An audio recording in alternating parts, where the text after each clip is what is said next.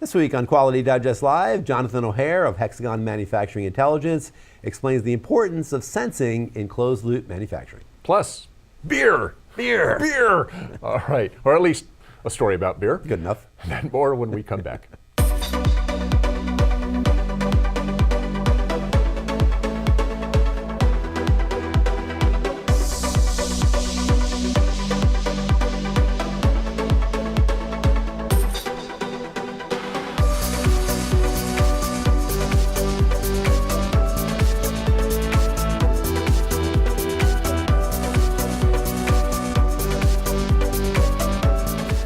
This episode of Quality Digest Live is sponsored by Hexagon Manufacturing Intelligence. Hexagon is shaping smart change by providing the confidence to increase production speed and productivity while enhancing product quality. And welcome back to Quality Digest Live for April 28th, 2017. QDL is your weekly look at who and what is making the news in the world of quality. I'm Mike Richmond, publisher of Quality Digest. And I'm Quality Digest editor-in-chief, Dirk Ducharme. Tomorrow's most effective individuals will combine their personal capabilities with customized digital boosters. Boosters. So says Michael Schrage of MIT Sloan in his article, How Digital Media Will Bring Out the Best Selves in the Workplace. Now, all of us know how technology touches our lives. I mean, we practically can't even do our jobs without a mobile device or bots or digital assistants of one type or another. In industry after industry, writes Schrage, effectively collaborating with technology is as important as effectively collaborating with people. Continually boosting the value of employees in this environment, especially knowledge workers, poses a difficult design challenge, says Schrage, because designing and training smarter algorithms may be cheaper and easier than retraining smart people. You write an algorithm once, but you train forever. So there's dumb this people. Exact dumb people. Why can't they just stay in the job? Yeah, okay, right. so the focus for designers seems to be on replacing people, but Schrage points out it shouldn't be that way because humans still have a lot to offer right now. Hopefully. So he suggests that technology design shift its focus from digital assistants to digital assistants. We got a slide to see what he's saying. If you can put that slide, all right, pop that up there. Okay, shift focus from digital assistants, a noun, to digital assistants, helping people. So get away from creating robots to creating technology that helps us do a better job. And his premise is that digital technology can be used to drive greater self-awareness and self-assessment about how we create and contribute value to our organization. So you might think, how do we do this? Well, you have to identify the strengths and attributes, first of all, that we need to boost, and then also on the flip side, weaknesses and aspects that we need to mitigate, and then create tools that help us address those. In other words, says Schrage, use technology to craft a better self. He gives a couple of examples in his article, but here's one. Let's say an executive recognizes his written communications lack clarity, energy, and forcefulness. He shares writing with his software, such as IBM's Watson Tone Analyzer, which proposes revisions that bring force and focus to his prose. And that is, the machine teaches him to do his job better. And I kind of think of this like a spell checker, but not one that makes the changes for you, but one that tells you what to do. And then it is still up to you to implement the suggestions. I think this may be kind of as a digital mentor. It's not going to do your job. It's just going to analyze what you're doing and feed back to you, look, this could be better if you did it this way, that way. You're still the human. You still make the choices that seem to make sense in a given situation. And the idea, says Schrage, is that individuals choose customized software, digital tools, to improve their performance. He also wants us to use technology to improve what we do, not to replace us. And I honestly think in many cases this is a losing battle, my personal opinion. I think that sometime in the not too distant future, the silicon computer is going to take over from the meat computer for most of the work that we do. But that's just my opinion, but I appreciate what Schrage has to say just the same. Yeah, and I don't know. I mean, I'm not so sure. I'm not as sure as you are, but maybe. We're going to find out. But I mean, I really don't know how this thing's all going to play out. But actually, sticking with that, pretty much that same theme, is this next one, the next article that we're covering now, and it's also really about technology and innovation and how we kind of work with our machines and the effect of automation specifically on job growth. A news item originally appearing in the AIA Vision online website, which we ran in Monday's issue of Quality Digest, links out to a white paper from the Association for Advancing Automation, which is also known as the A3. According to the A3 report titled Work in the Automation Age, Sustaining Careers Today and into the Future, automated technologies are having a huge effect on the job market and job requirements in particular. Some of the specific findings in the white paper were pretty interesting, and I want to kind of page through some of them with you. First was that more robots mean more jobs. The addition of automation technologies means that job titles and tasks are changing, but the number of the jobs in the field continues to increase. So this, according to this report, is leading to more and more jobs, specialists in this place, working with automated technologies, robots and the like, to do this work, right? Yeah. Just exactly what you were saying. The skills gap is real is another point. As many as 2 million jobs are seen as going unfilled in the U.S. manufacturing industry over the next decade, due primarily to a lack of necessary skills. In other words, I mean, there is a skills gap, and manufacturing industry is saying we need these people to do this work. We can't find them. They don't have the skills, and over the next decade, it's going to be 2 million jobs. But that's an opportunity too, because you have a decade, most of a decade, to get those jobs filled. So maybe we can get the training, and that brings to this next one. The skills gap means wage increases. These in-demand skills are driving up already strong wages and benefits for those who have jobs and can do this work. Not everybody would agree with that statement, by the way. This is what this report says. Right. And then finally, again, kind of playing on the same theme, training helps address the skills gap. Employers are offering really innovative training to develop skills apart from the traditional and rather expensive college programs, the traditional kind of high school to college to industry path. That isn't necessarily the way you're always going to get these people. There might be some kind of internal training that needs to go on. Now, as you alluded to, Dirk, there's been a lot of debate about whether the accelerating pace of automation is actually a pro or a con as regards job creation. This report is considerably more positive about the role of robotics as a job creator. Others aren't really quite so sure. So which viewpoint's going to end up being correct? Well, Dirk, as you mentioned, the great thing about projecting trends out to the future is that we're going to find out.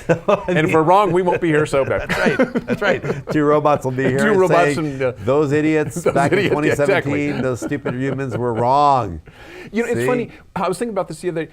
The idea of automation and jobs and robotics, you didn't used to hear about it much in the mainstream media, and it dawned on me that you are hearing about it a lot now, and I think I know why, is because all of a sudden, remember when President Trump came during his campaign, and then also once he became president, there was this idea of, we're going to bring all these jobs back, and then people started pushing back, saying, wait a minute, we're not losing jobs necessarily because we're shipping overseas. We're losing a lot of jobs because of automation. What's that mean? Now automation. Everybody's talking about automation. Been around for a long time, but now people are beginning to get into the mainstream conversation that, wow, there is a lot of automation out there, and it is taking a lot of jobs, and where's all this going? Well, you say automation's been around for a long time. When you say a long time, you're talking about centuries, millennia, really, in some cases. If you think about it, automation's been taking jobs for a long time. People talk about Luddites, right? You know what Luddites? Ned Ludd was a weaver, supposedly, and the textile looms, which were a form of automation that replaced weavers, that was the original form, and this is hundreds of years ago, that people said to rebel against automation because they're losing their jobs. But eventually, these things I think do work out. But there's some short-term pain. So this has to be addressed, I think, in this. Actually, I just thought of this. Speaking of automation, our next piece is actually going to deal with that. If you have worked with developing, or at least worked with closed-loop manufacturing, then you know there are kind of three key elements to a closed-loop manufacturing system. First of all, you got sensing. You have to measure what your process is doing. There's thinking or analyzing the results of those measurements and how they compare to the design intent or the design nominals. And finally, there's acting. This is kind of the big part of it, providing appropriate feedback into the process to keep it centered within nominals. And our next guest will tell us why, of the three, sensing, thinking, acting, sensing is, in his opinion, the most important. Our guest, Jonathan O'Hare, is a technology expert with Hexagon Manufacturing Intelligence, and he wrote about this in his article, Get the Scoop on Closed-Loop Manufacturing, How Manufacturing Intelligence Uses the Digital Thread. Jonathan, thanks for joining us. Yes, hello, Mike and Dirk. In your article, you say that most of us in the quality field think of sensing as only a measurement system, and the results of those measurements as their sole contribution.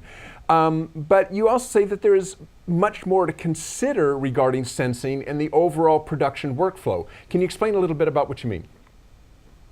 Yes, there's a lot more that goes into implementing the sensing element than people think about when they think about the asset itself. A lot of times people will think of the measuring solution as the machine asset, as just the CMM or the sensor itself, and maybe one person sitting in a cockpit and kind of managing that.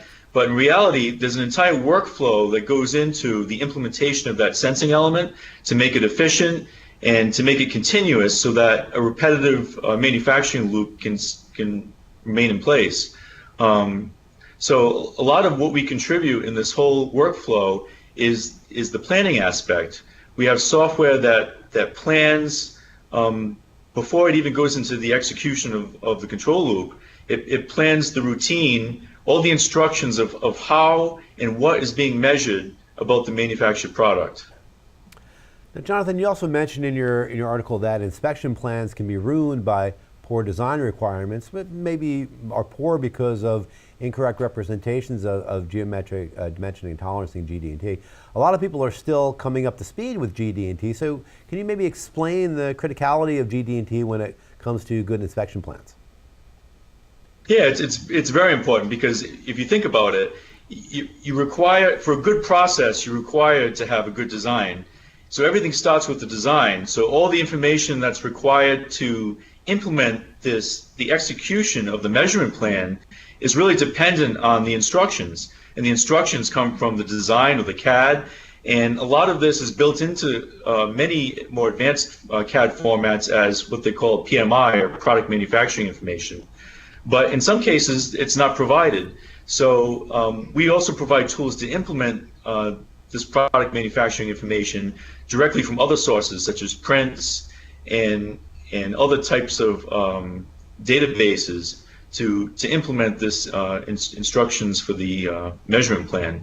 So a lot of times they'll have different types of CAD models, like IGES models, that maybe don't support the product manufacturing information. So a lot of the GD&T isn't even supported by the format of the CAD model. So what usually happens is that alongside this, engineers are given process sheets or two-dimensional drawings that they have to interpret. So with that comes a lot of misinterpretation, especially if there's human interpretation of the drawings and inputting it into the software. So we would like to automate this as much as possible for the future. And if you could maybe a little bit more detail, perhaps, I mean, how inspection plans affect sensing, or maybe the type of sensing that you need to do, and then how does all of this then feed back into the process? Maybe just kind of fill out a little bit about that last little bit, the sensors, the type of sensing, and what that means in terms of control.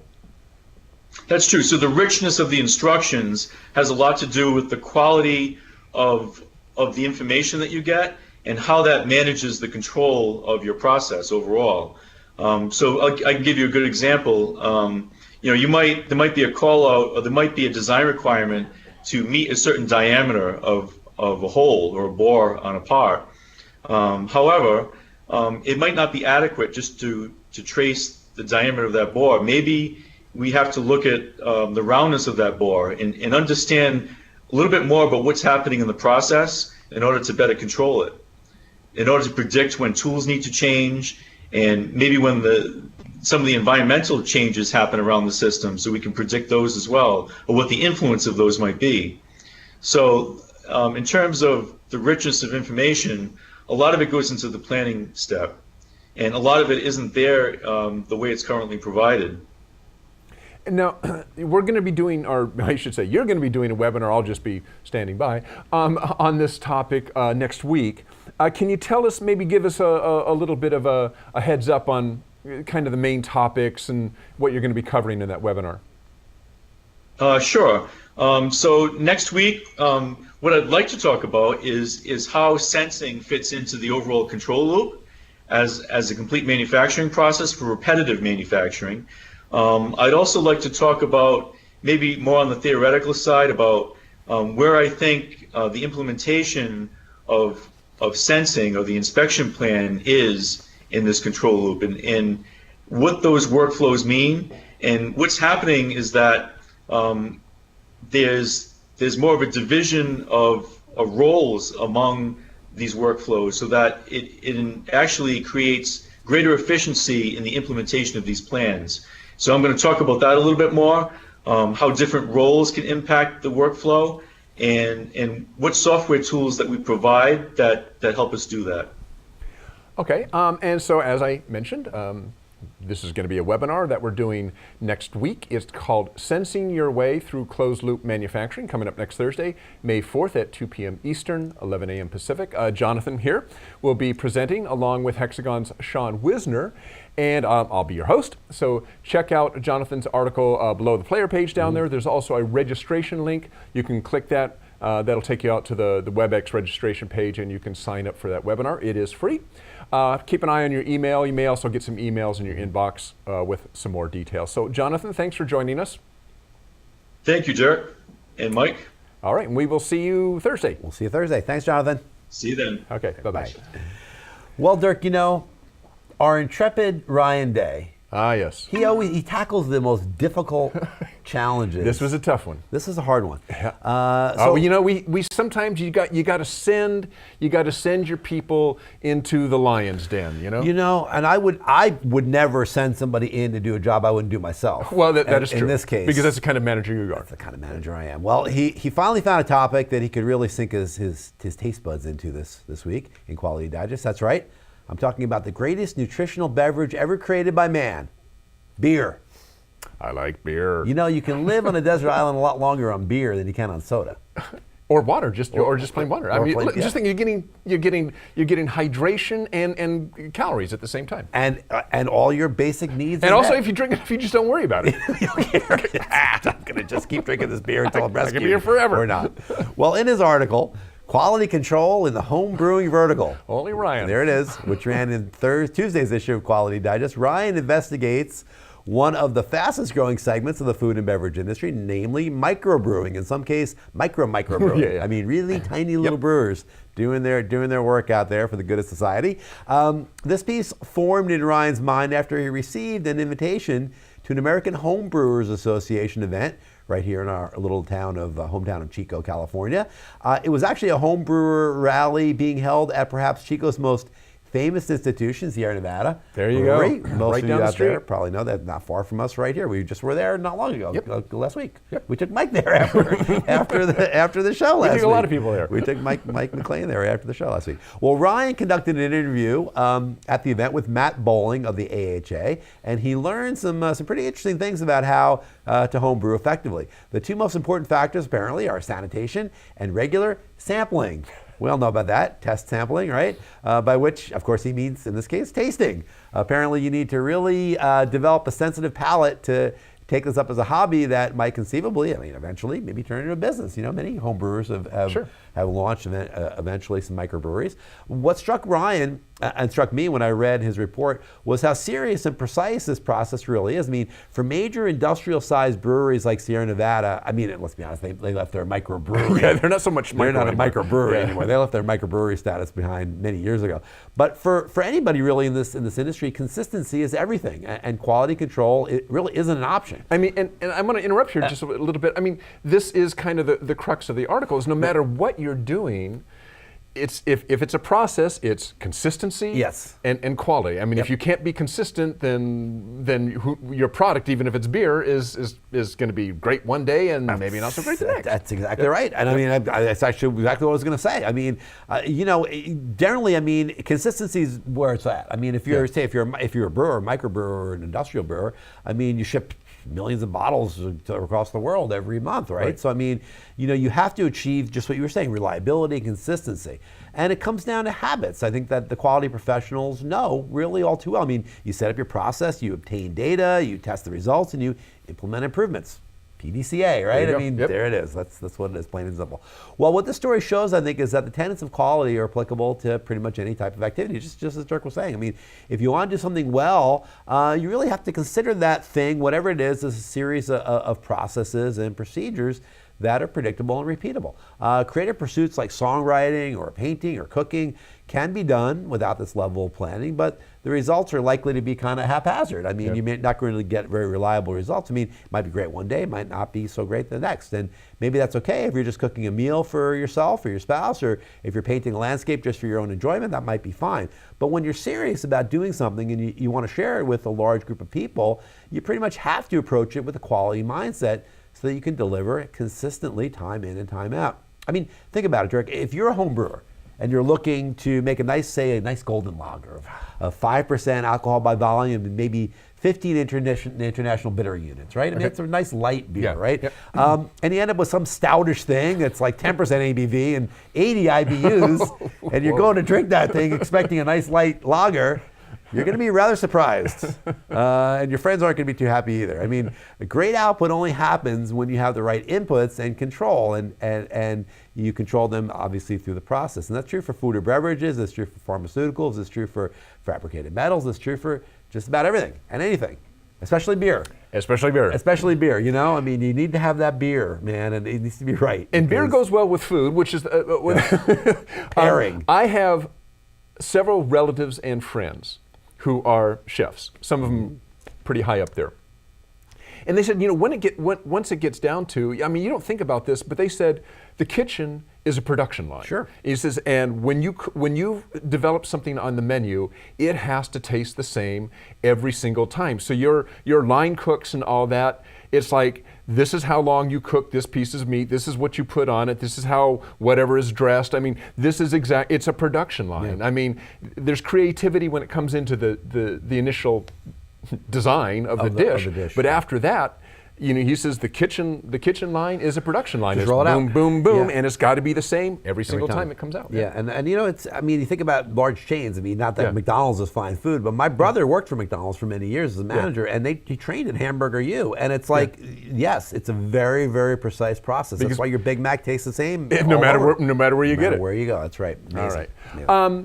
Well, this time we have some time. Let's do an off script. Okay, you have something for me. Yeah, I have something. Right. This is kind of where Mike and I throw just random stories at each other. I have no idea what he's going to say. Okay. So first of all, before I set this up, did you read Laurel's article? Yes. This week. Okay. Mm-hmm. So Laurel Tennis, one of our editors here, wrote a really thought-provoking article that dealt with a time when she was a kid in grade school. Girl, yep. And as kids they'll start mimicking what their parents are talking about. And believe it or not, these kids got talking about politics in a very rudimentary way. And you know, one of them came from a family that was Democrat, one came from a family that was Republican, and they basically started parroting each other. You know, my dad's a Republican. He says Democrats are all about just, you know, giving money away to lazy people. And the other one said, well, you know, Republicans just want to, you know, squelch the rights of, you know, all, you know, kind of that thing. Kids didn't know what they were saying, but they were mimicking their parents, and as Laurel pointed out, probably carried these through and these mindsets all the way through until they were adults. And very often we get locked into these mindsets of a Republican believes this and a Democrat believes that, usually talking about the other guys. Sure. Our views of ourselves are a little bit more nuanced. I'm a Democrat, you're a Republican, oh, but I know what you're all about. Right. My question to you is, how does this carry over, not from a political point of view, but how does this carry over in those kind of ingrained attitudes and views toward CEOs, quality people, unions? How does that carry over into the workplace? Well, I think it does, because I think that people, again, like you say, they have these things that have worked for them in the past, and that they have as a mindset, as a frame of reference. And generally speaking, I mean, when it comes to things that are not quite as emotional as politics or your love life or whatever it may be, in business, people generally will try to evolve if they can through time, but things that have worked for them generally are going to stick. So if you have gotten into the career and you're a sales guy, let's say, and you have a certain high pressure tactic, let's say, of selling, and it's worked for you. It's worked for you in insurance. It's worked for you in the car lot. It's worked for you wherever in your career. And now you get into a place where you're in pharmaceutical sales, let's say, and it requires a very different, maybe more relationship oriented, less high pressure sales. you can adjust if you're not emotionally tied to that. But if you've made a lot of money in that old style and it is working for you, it's going to be pretty darn hard for you to wash that out. And when times get tough and you're like, I've got to make a number, I've got to do this, you're going to tend to revert back to what you know and you're comfortable with. Well, let me ask this a slightly different way. You're a salesperson. Yeah. A lot of, and we were just talking about this before the show, a lot of people's view of salespeople is kind of this, I'm not a salesperson, but I know what salespeople are all about. Right. You're all about the bucks. You're going to say anything, you're going to do anything to make that sale. You've got no scruples at all, which is probably, well, I'm sure it's not true of other people. It might be true of you. Well, you know. But I mean, how do you, how would you, if somebody came to you and said, well, I know all about you, that's what you salespeople are all about, how would you combat that? What would you say to them? It would depend on who they are, where they are in my process. If they're a coworker who is maybe needing to fulfill something I'm selling, let's say, and the way I sell it affects what they're doing, well, I've got to be a lot more supportive, and I've got to be a lot more interested in working with them to figure out why they have that feeling about me and explain more about what I do.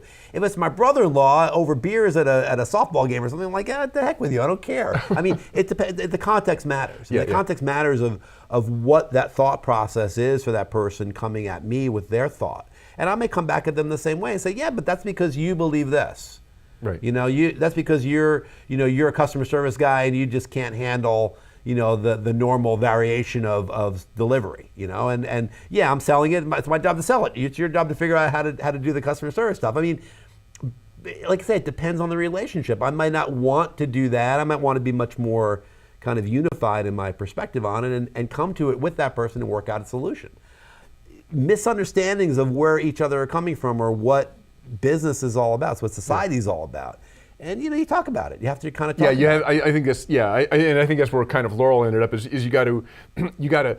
Well, she didn't mention talking about it, but you at least got to recognize that people aren't as black and white. There's much more nuance in there, and you have to understand that and maybe get to the root of it by talking to them. Are you really that way? Well, I'm a political animal. I love politics, and and I'm a fairly liberal guy. I'm a Democrat, but I love listening to Limbaugh and Sean Hannity. And I've read plenty of Breitbart, and unfortunately I've read some InfoWars, Alex Jones. I mean, I do that, well, I think first of all I like to get mad, but secondly, I do it because I really do try to understand. I have family members who are very conservative, and I try to understand what they're hearing and what their perspective. I watch Fox News. I mean, I want to know. I probably watch Fox News more than I watch CNN. I mean, I want to know where they're coming from, what ideas are germinating, so I can understand a little bit maybe about why I don't ever think that, okay, you're just stupid.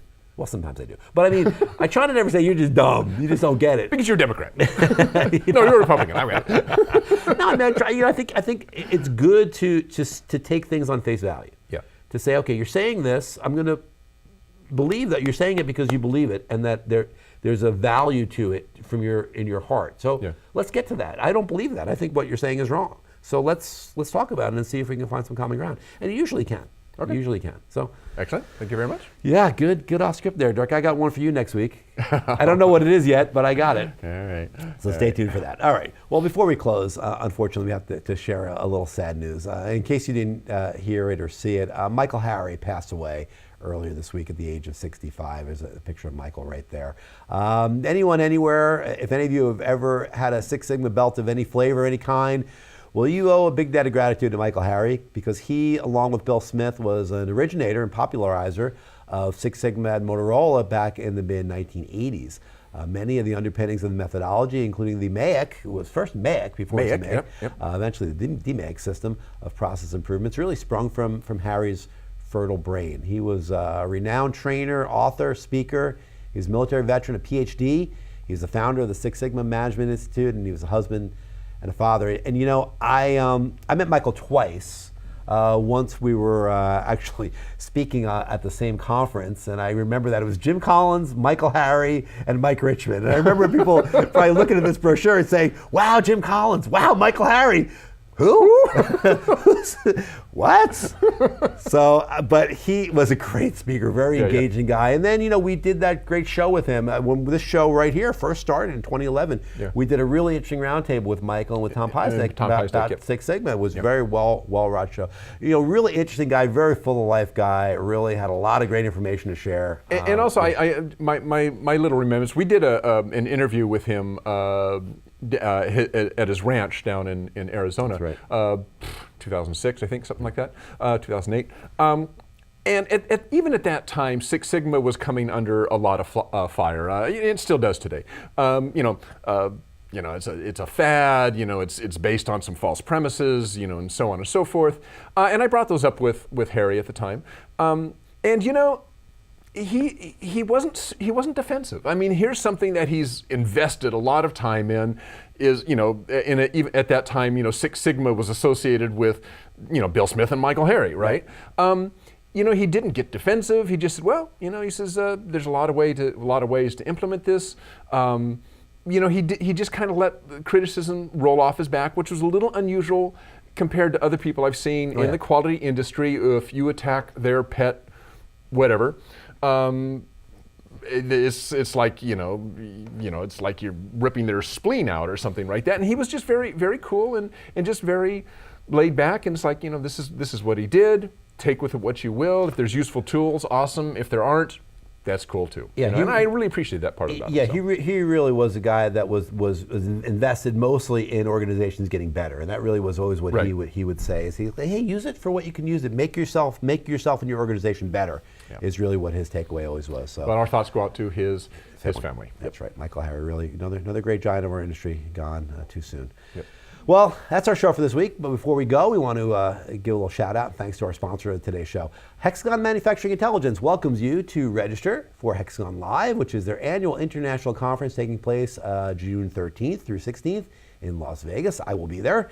It's widely regarded as the leading forum for industrial technologies. Hexagon Live 2017 is going to present a community of Hexagon product experts who will share best practices, hands-on training, new innovations, and much, much more. For the first time ever, users and experts from around the world are invited to join together for a PC Demas user forum at Hexagon Live. The user forum boasts a packed program of curated content and interactive sessions to ensure that users are getting the most out of their PC Demas software. So you can register for the conference today at hxgnlive.com, or for more information, simply click on the banner ad just below, or just on the left, or to the right, of this video player screen. That's right. Well, that is our show for today. And speaking of Hexagon, thanks again to Jonathan O'Hare of Hexagon Manufacturing Intelligence for joining us on today's show. Don't forget to register for the webinar. We're presenting with Hexagon next week, sensing your way through closed loop manufacturing, kind of next Thursday, May 4th. At 2 p.m. Eastern, 11 a.m. Pacific. Jonathan is going to be presenting along with Hexagon's Sean Wisner, and I'll be your host. Check out Jonathan's article below for a registration link, or keep an eye in your email inbox for details. That's right. Thanks for joining us this week, and we will see you next Friday. Have a great weekend. So.